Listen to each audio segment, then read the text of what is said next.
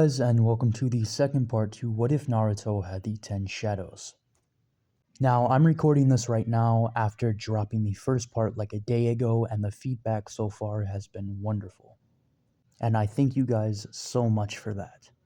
In fact, the support was so good that I'm immediately recording the second part and going to be trying to get this out as fast as possible.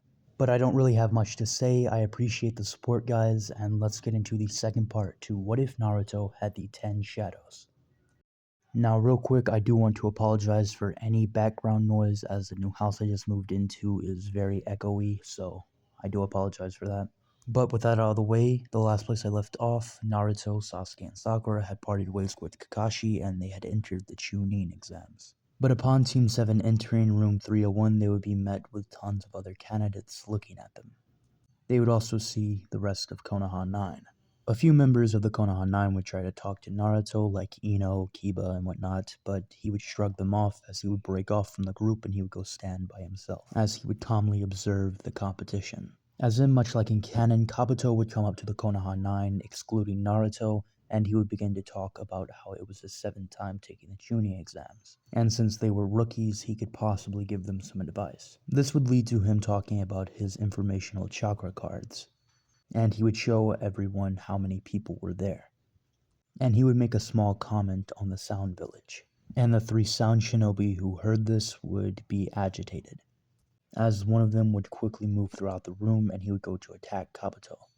And Naruto would see this coming and he could easily stop it and help Kabuto out, but he did not want to get in any trouble and penalize himself and his team. So the sound shinobi with the gauntlet and the bandages on his face, and I'm gonna be honest, I completely forgot his name, but this shinobi would take a swipe at Kabuto.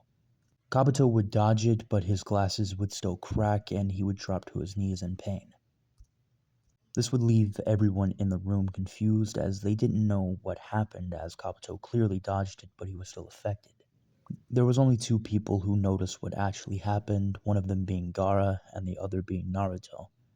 They would both see that the attack only landed because of the strange gauntlet that was on the sound shinobi's arm, and the attack was sound-based.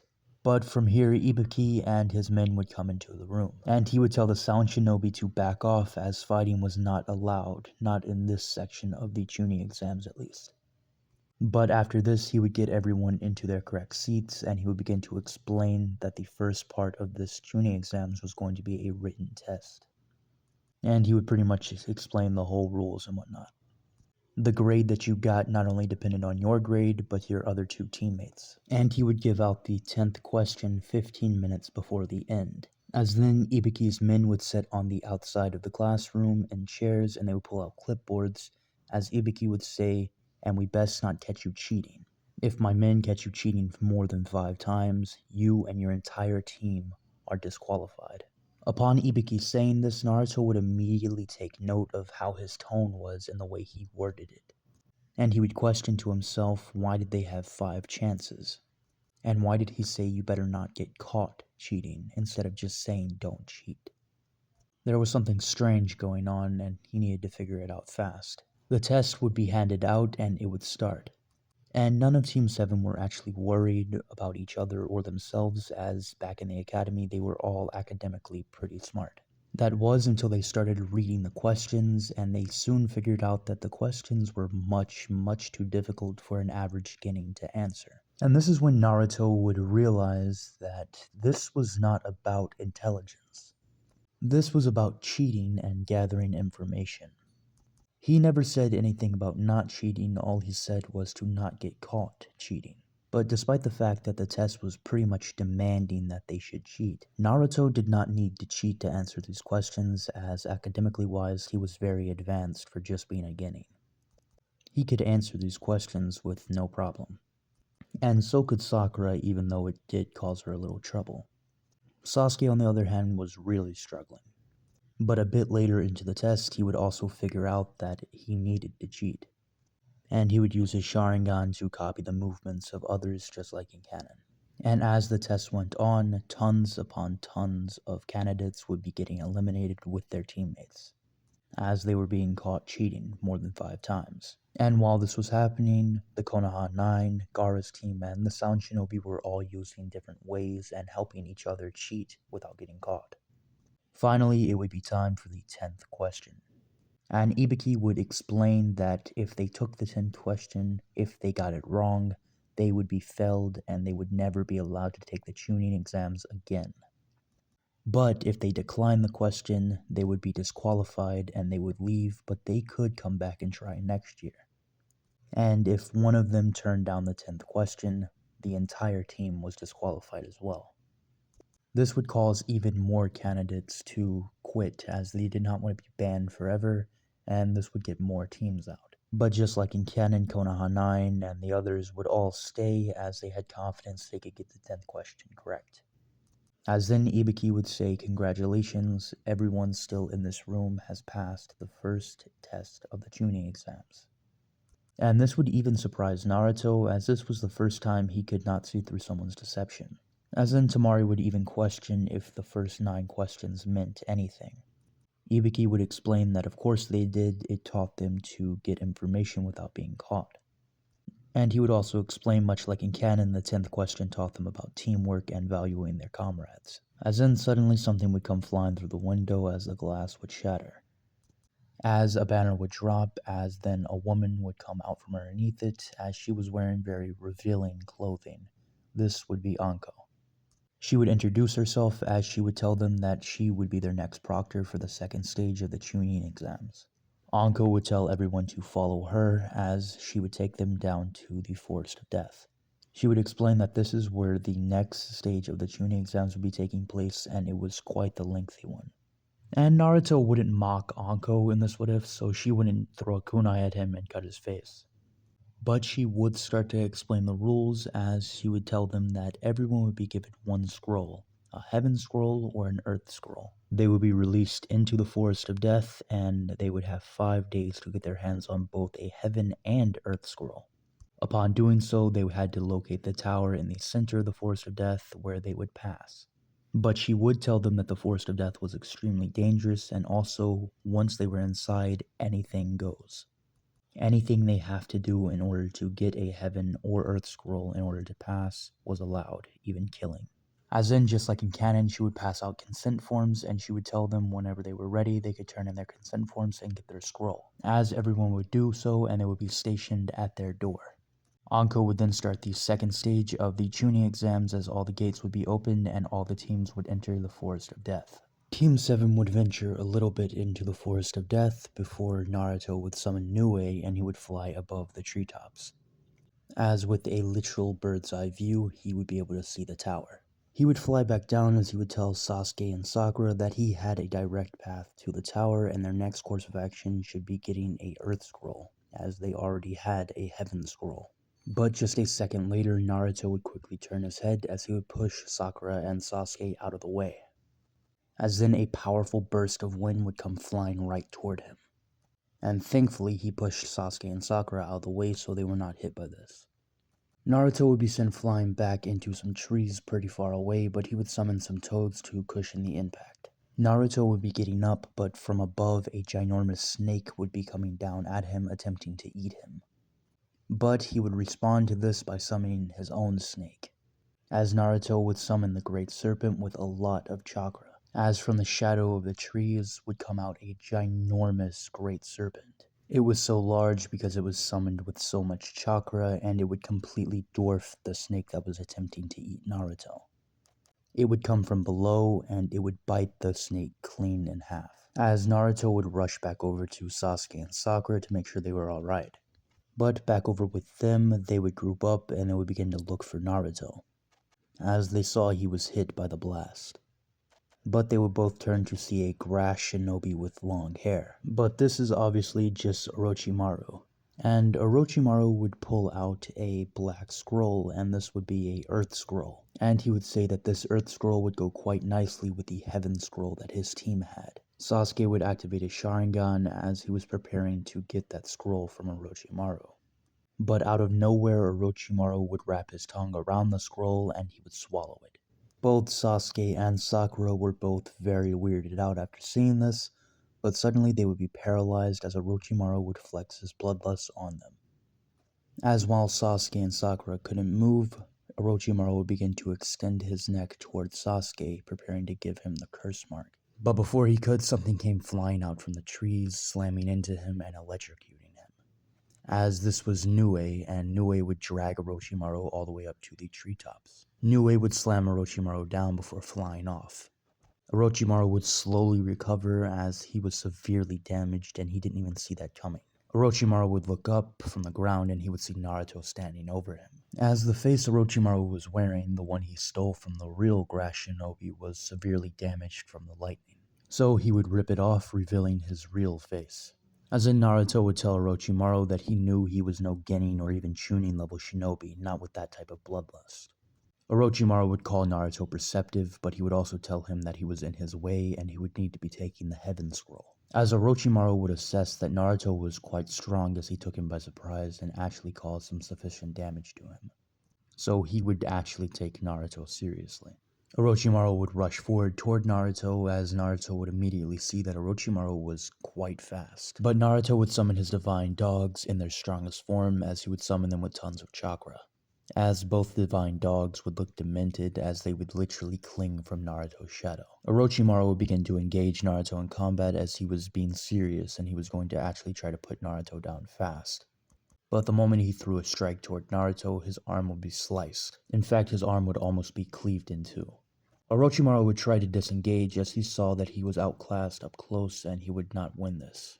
But before he could, a chunk would be bitten out of Orochimaru's leg by one of the divine dogs. As he would also be slashed across the chest and one of the divine dogs would go for his head. But before that could happen, Orochimaru's body would fade into mud, revealing that it was just a substitution. As in, Naruto would feel something and he would turn quickly around as Orochimaru would send multiple wind slashes toward him. And for the most part, Naruto was able to dodge them, but the last one would catch him off guard, as it would cut up his shirt and it would cut him in the stomach. It would send him flying back, slamming him into a tree. Naruto would sit there nearly unconscious as his head, nose, and stomach was bleeding. As Orochimaru would look closely at Naruto's sliced shirt and he would be able to see his stomach and he would see the sill on his stomach. But Orochimaru would extend his tongue out over to Naruto to get the scroll. But before he could, Naruto would snatch Orochimaru's tongue up.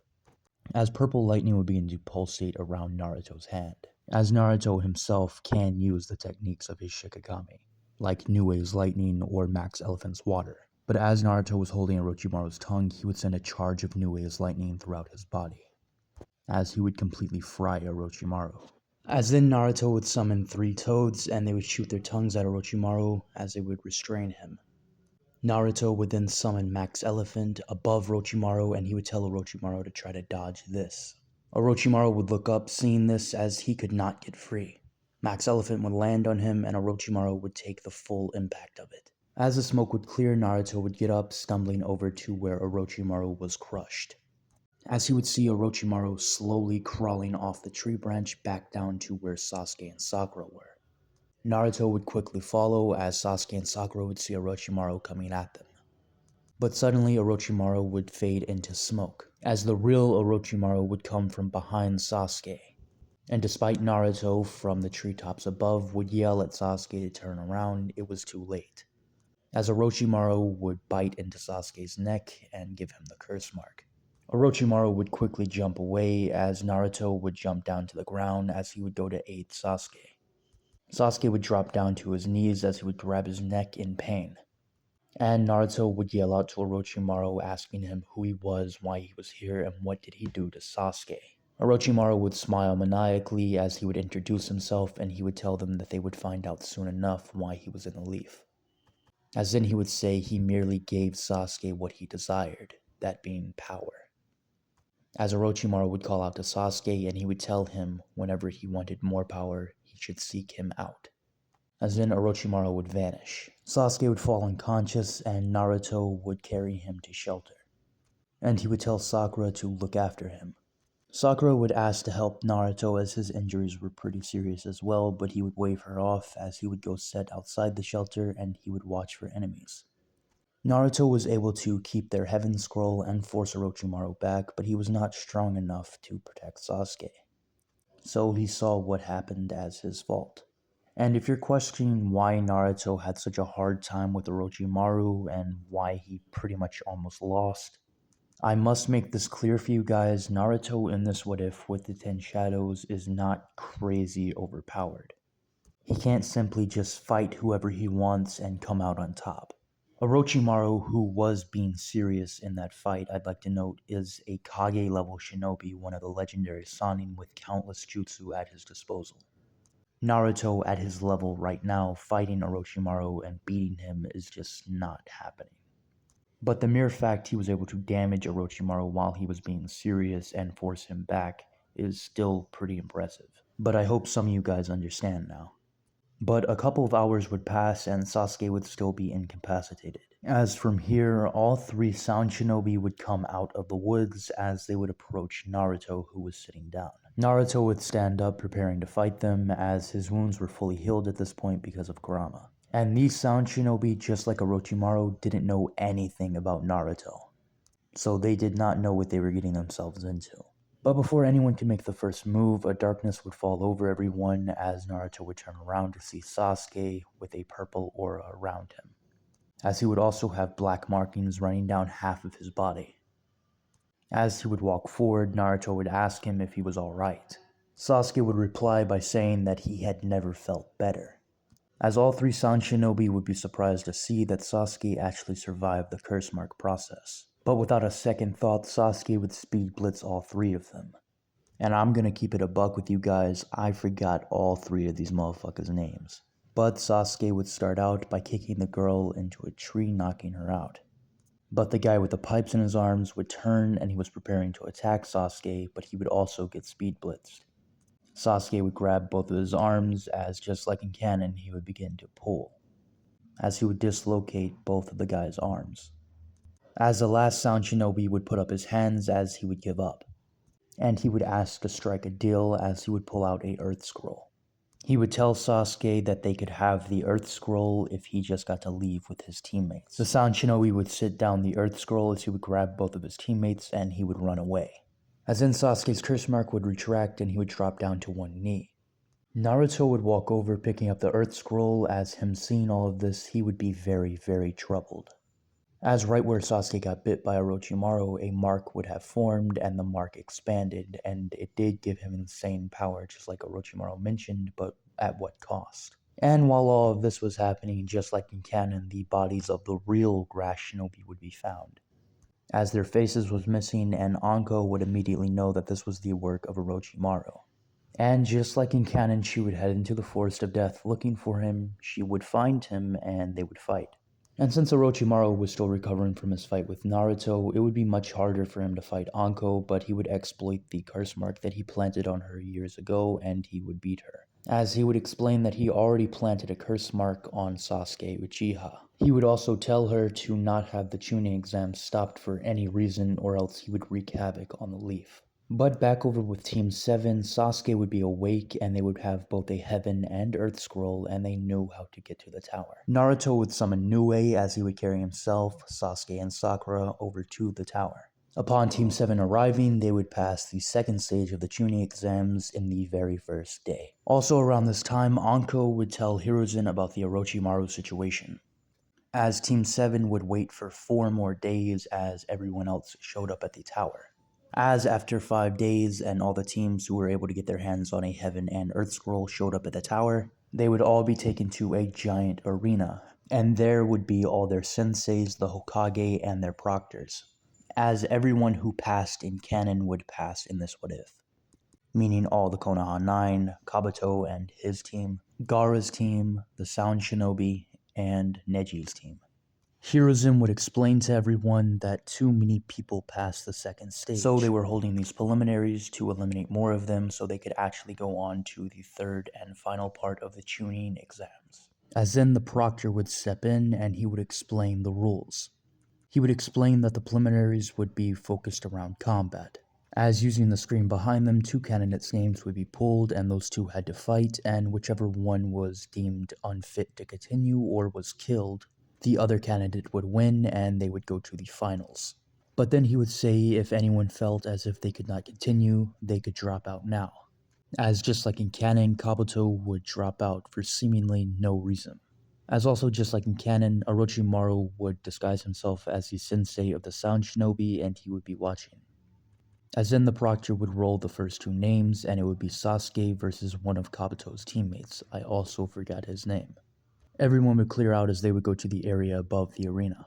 But while Kakashi, Sakura, and Naruto were making their way over there, Kakashi would stop by Sasuke and he would tell him to not use the curse mark, as Hiruzen would have filled in the other Jonin about what had happened to Sasuke because of Orochimaru.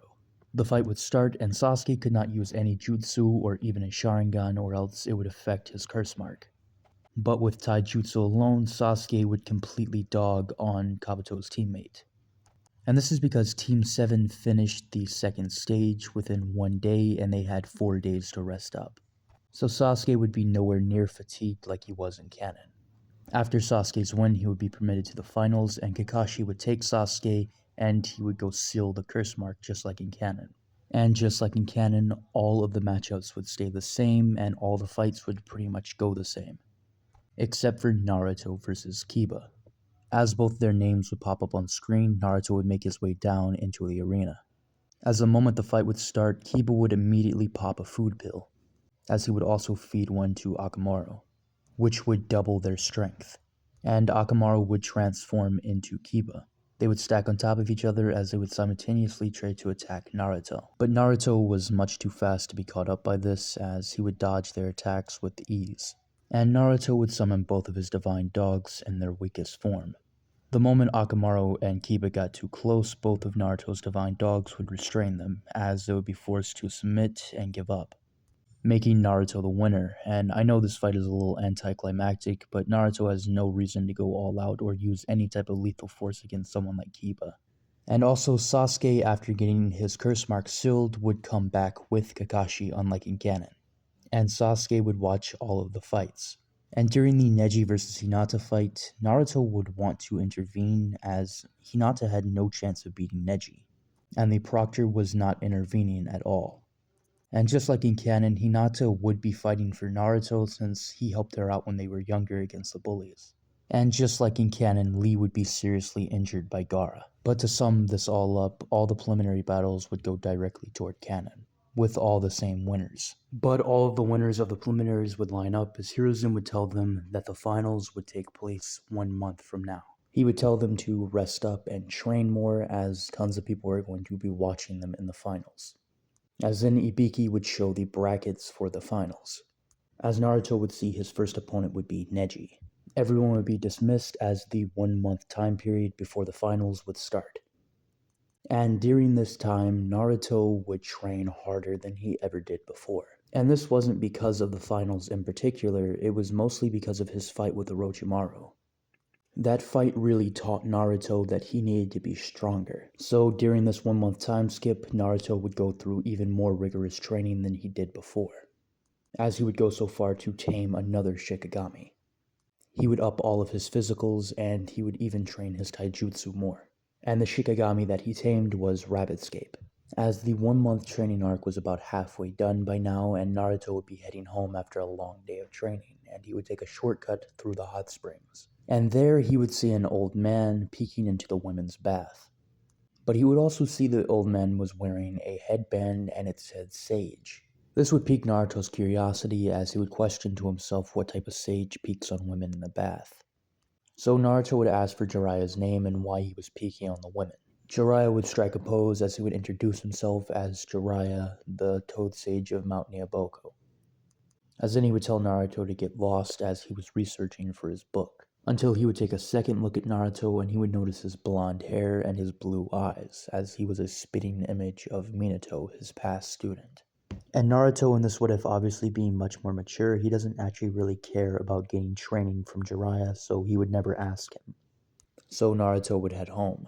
But before he left, Jiraiya would ask him for his name, and Naruto didn't really see why, but he would give him his name, that being Naruto Uzumaki, and this would confirm Jiraiya's suspicion, as one of the reasons Jiraiya came back to the village was to check up on Minato's kid. And right here, Naruto would never ask Jiraiya for any training like I mentioned before, so I don't really see them interacting anymore. But trust me, it is not the last time Jiraiya and Naruto will meet. Naruto would continue his training as he had extended his taijutsu and his physical capabilities as far as they could go at the moment. He would train his rapid escape more as he would think of ways how he could get stronger, as that is when he remembered that he had the QB sealed inside of him. And since Naruto isn't a complete dumbass in this what if, he would understand how Tailed Beast worked to an extent. And he would also understand that the QB's chakra was much stronger than his own. And if he harnessed it himself, there was no end to what he could do with his 10 shadows. Naruto would concentrate as he would pull himself into his mindscape, and there he would see the 9 tails again. As Naruto using the 5-pronged seal, he would slightly, ever so slightly, loosen the Reaper Death Seal. And with this, Naruto could pull Kurama's chakra from him at any time. Kurama would call Naruto a annoying but clever little brat. And Naruto being able to use Kurama's chakra at any time, he would grow exponentially stronger. As now not only Naruto could summon his Shikigami with Kurama's chakra, making them bigger and stronger, but he could also amp himself with Kurama's chakra. But Naruto needed to take it easy because if he pulled too much chakra, he could make the seal become unstable since he already loosened it. As the 1-month training period was done and the Chunin exam finals had arrived, Naruto would be on his way to the arena as he was passing through the training fields and he would see Hinata. Naruto would greet her as he would apologize for what happened to her against Neji, as then he would tell her he had to fight Neji in the first stage of the finals, and he would redeem her by beating Neji. Hinata would get all embarrassed by this and she would be flattered, but she would warn Naruto of Neji's mastery over the gentle fist and cutting the flow of chakra. She would then ask him if that would cause any problems in him beating Neji. Naruto would smirk as he would say, "Nah, I'd win." Naruto would then leave heading to the arena as he would actually get there on time, unlike in canon.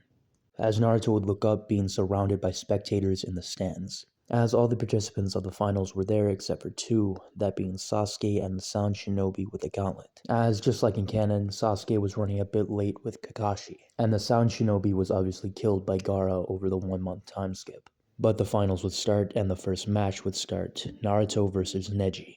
Everyone would watch with anticipation as this year's Rookie of the Year would be going up against last year's. The Proctor would start the fight as Neji would activate his Byakugan, but despite this, he would get completely blitzed by Naruto. Naruto would throw a heavy punch toward Neji. Neji would put up his arm attempting to block it. But Naruto's punch would have too much weight behind it and it would go right through Neji's guard, as Naruto would punch Neji right in his chest, sending him folding down to the ground.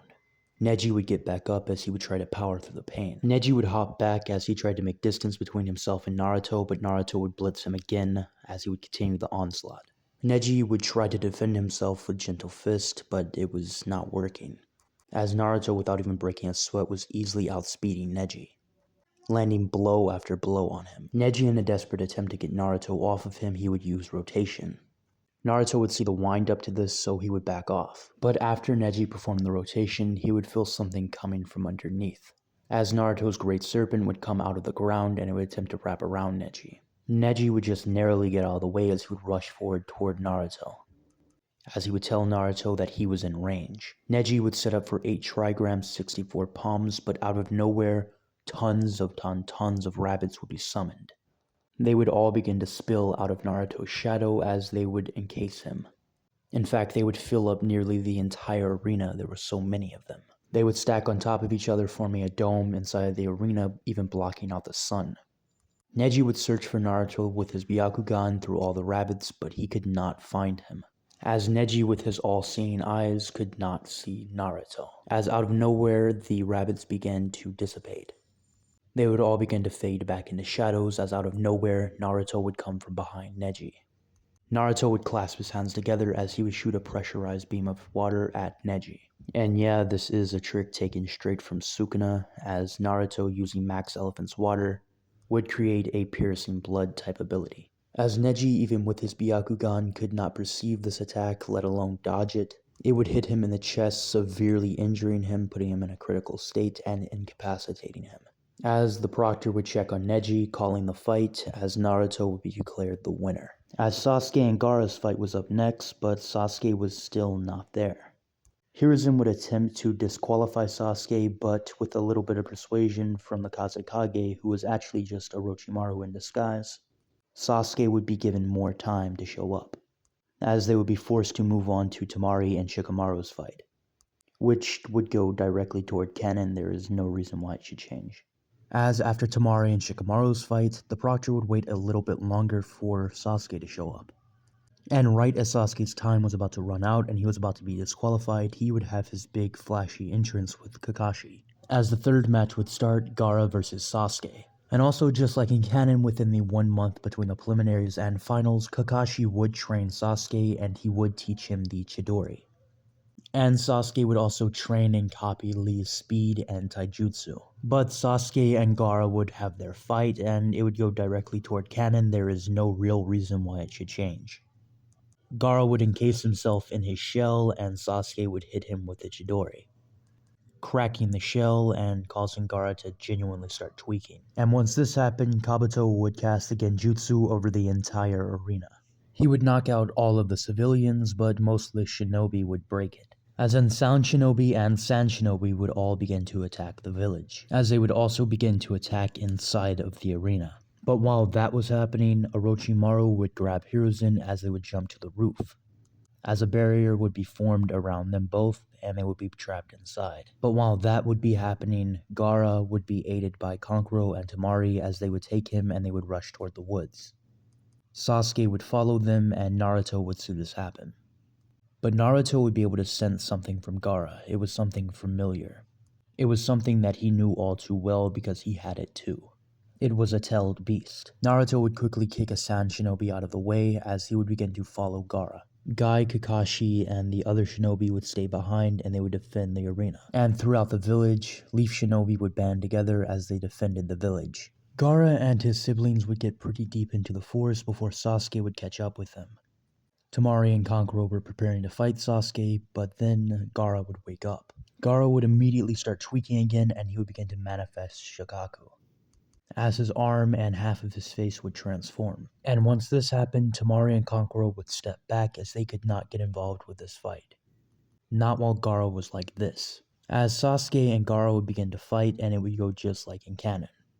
Sasuke would fight as hard as he could and he would push himself too hard and he would accidentally break the seal on his curse mark. This would cause the curse mark to spread, and even though it helped him pump out a third Chidori to hit Gaara with, it would immediately turn on him, paralyzing him.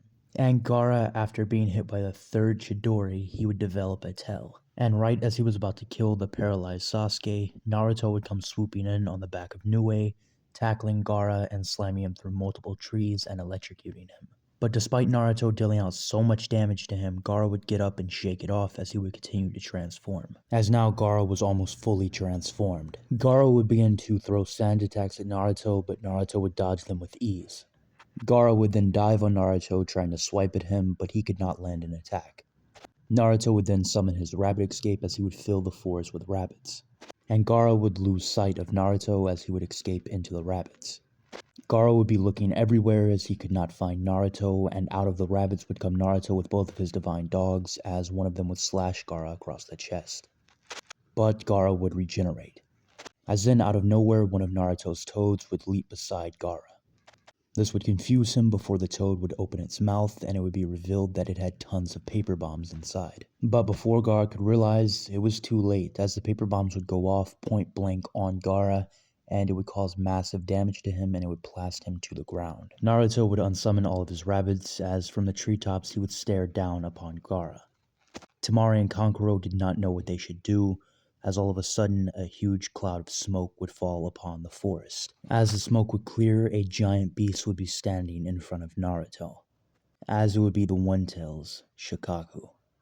And since Naruto knocked Gaara unconscious with his last attack, Shikaku would be in full control, as Shikaku would tower over the entire forest as he would stare down Naruto.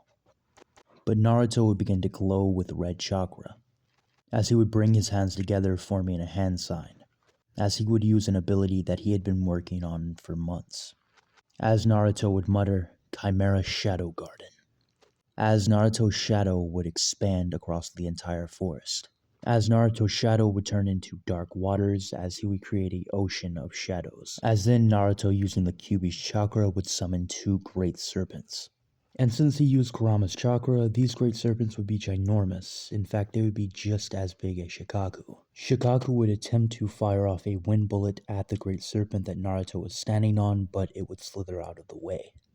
As both great serpents would slither around Shikaku, restraining him as they would bite down on him. As in, Naruto would summon two Nues, and they would be ginormous as well, as they would fly into Shikaku at the same time, electrocuting him. As they would do this multiple times, dealing out massive amounts of damage to him.